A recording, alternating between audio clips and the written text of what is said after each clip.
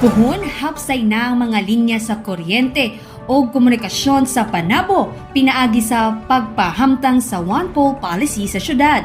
Kini ang unod sa panaghinabi ni City Mayor Jose Relampagos ngadto sa mga personahe gikan sa Davao Light and Power Company nga gipangunahan ni President and Chief Operating Officer Roger Velasco ni atong December 6 dito sa buhatan sa Mayor. Sa kasamtangan, ananay ginahikay nga proposed ordinance alang niini aron mapadali ang pagpahamtang sa One Pole policy.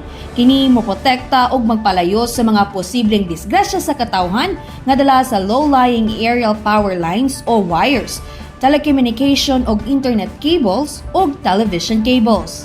Gilatag ni DLPC Assistant Vice President and Head of Panabo Branch, Enric Zartia, ang mga benepisyo niini sa katawhan ug ang pamaagi sa ipahitabong umaabot nga implementasyon ug galing kini maaprubahan. In support sa kaning initiative sa tuang city government diri sa Panabo, especially in the development of our cities, particularly kaning paghapsay sa atong mga linya, no, Davao Light is committed to give that support. Kaning mga attachments bitaw nato nga mga cables sa atong mga partner nga telcos, atoan ang ihapsay, ibutang nato sa isa ka poste, butangan nato bracket para malimpyo siya. Ipadayag usab ni City Mayor Jose Relampagos ang iyang suporta sa katuyuan sa mga bisita ug iyahang gisiguro nga kanunay siyang muhimo og mga pamaagi nga makatabang sa katawhan.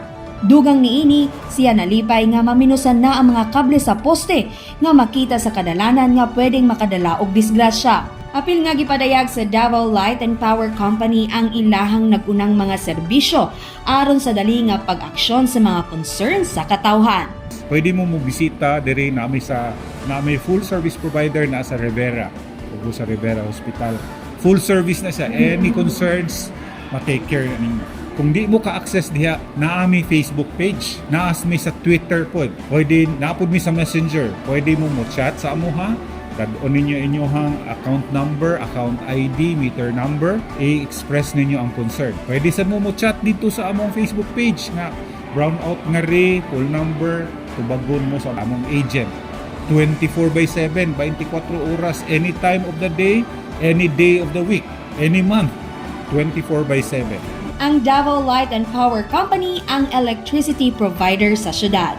Kauban sa kamera si Romel Cayas, kini si Tim Acevedo alang sa Frontline News.